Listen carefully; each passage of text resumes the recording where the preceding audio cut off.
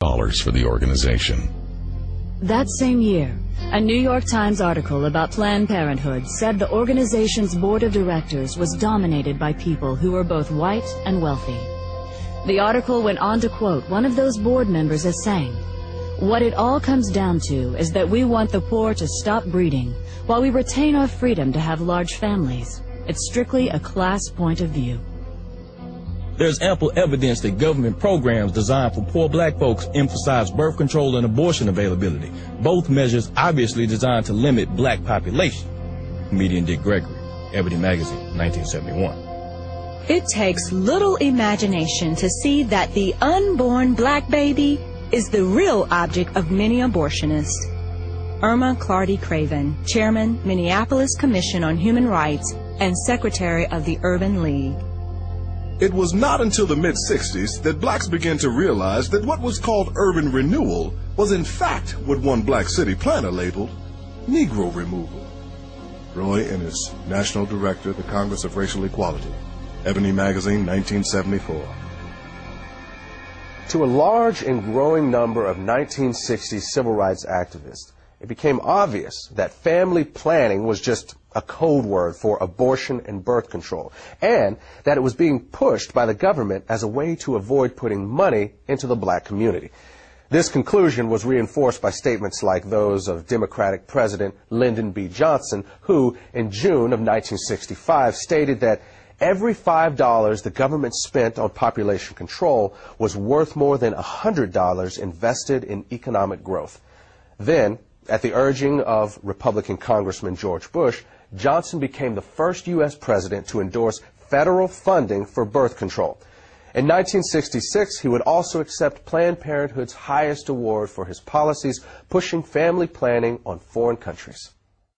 It was at about this same time that political leaders from both parties began to increase their demands that aid to the poor, whether abroad or within the United States, be tied to birth control. In 1965, former Republican President Dwight Eisenhower complained that the United States was spending money to slow the population growth of responsible families, while at the same time providing financial incentives for ignorant, feeble-minded, and lazy people to have more babies. He said that history would rightly condemn the United States if we didn't link welfare to family planning. At that time, Eisenhower was the co-chairman of a Planned Parenthood fundraising campaign along with former Democratic President Harry S. Truman.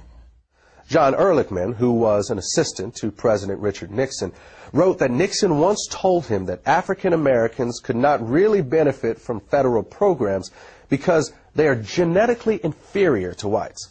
Later, Nixon would label birth control a national priority and sign legislation to make it available as a service of the U.S. government. Then, in March of 1972, the Commission on Population Growth and the American Future, which Nixon had created 3 years earlier with the help of congressional Democrats, began calling for the nationwide legalization of abortion. The concept that abortion and birth control could be used to save the government money was well established by this point in history. In 1969, Joseph Kershaw, who was a researcher with the U.S. government's Office of Economic Opportunity, stated that the agency had closely studied the poverty issue and found that the single most cost-effective way for the government to address it was through family planning. In other words, through abortion and birth control. And that sort of thinking is still very much alive today. On January 25, 2009, the Speaker of the United States House of Representatives, Nancy Pelosi, said on an ABC News program that the government's economic stimulus package should include a large increase in spending for population control. She said that this could save the state and federal governments the cost of having to pay for the health care and education of poor children. Not surprisingly, Pelosi has a 100% approval rating from Planned Parenthood. At one time, it was common to hear politicians and elected officials openly talking about the need for population control in the black community, or saying things like $1 spent on family planning is worth $5 spent on economic development. But since we don't hear that sort of thing anymore, it would be easy to conclude that the government is not still involved in black genocide, but that's not the case.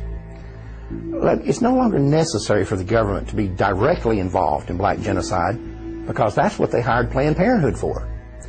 I mean, it can't just be a coincidence that at the same time when government population control programs were backing away from specifically targeting black neighborhoods, at that same time, the state and federal funding for Planned Parenthood was being increased by leaps and bounds.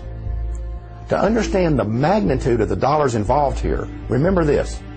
By 1970, Planned Parenthood was already the 19th largest health-related fundraising organization in the country.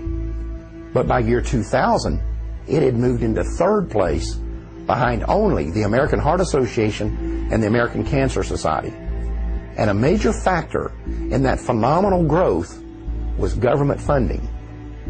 Basically, what's happened over the last 40 years or so is that Planned Parenthood has taken billions in government money while locating the vast majority of its facilities in minority neighborhoods. And that has not only been a tremendous boost for the eugenics movement, but it has also allowed government-funded family planning programs to target the black population while insulating the government from any direct connection to black genocide. One of the places where government money has been used to advance the eugenics agenda has been in the public school system. Although government-funded population control programs can be found in white schools, the evidence is that they are significantly more likely to be targeted at black schools.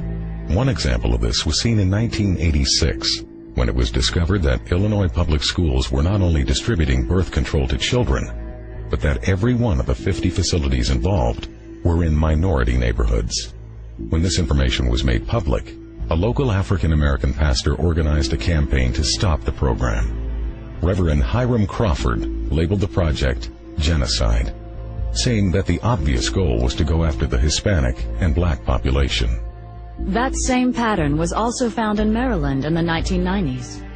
Even though the state's teen pregnancy rate was higher among white students than black students, when the contraceptive device Norplant was introduced, it was selectively marketed to children as young as 13 in predominantly black schools in Baltimore. The result was that of the first 350 girls implanted at a local middle school, 345 were African American. Then, when Norplant was approved for general distribution, of the first 100 schools selected, all 100 were in minority neighborhoods. The Norplant contraception device was developed by the Population Council in New York, which had been established in 1952 under the leadership of its president, John Rockefeller. Its next two presidents, Frederick Osborne and Frank Notestein, were both former members of the American Eugenics Society, and Notestein would later serve on the National Advisory Council of Planned Parenthood.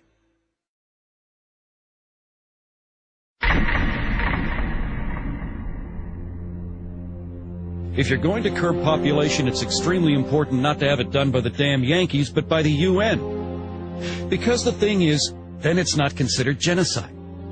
If the United States goes to the black man or the yellow man and says, slow down your reproductive rate, we're immediately suspected of having ulterior motives to keep the white man dominant in the world.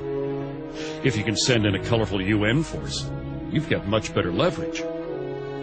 Alan Guttmacher, president of Planned Parenthood and former vice president of the American Eugenics Society, 1970. 4 years after Guttmacher made that statement, America's National Security Council issued a report that was intended to define the United States government's official policy on controlling world population. It was called the National Security Study Memorandum 200, or NSSM 200, and it was formulated in cooperation with the United States Agency for International Development, the U.S. State Department, the Department of Defense, and the Central Intelligence Agency. One of its goals was to establish a strategy for reducing the populations of third world countries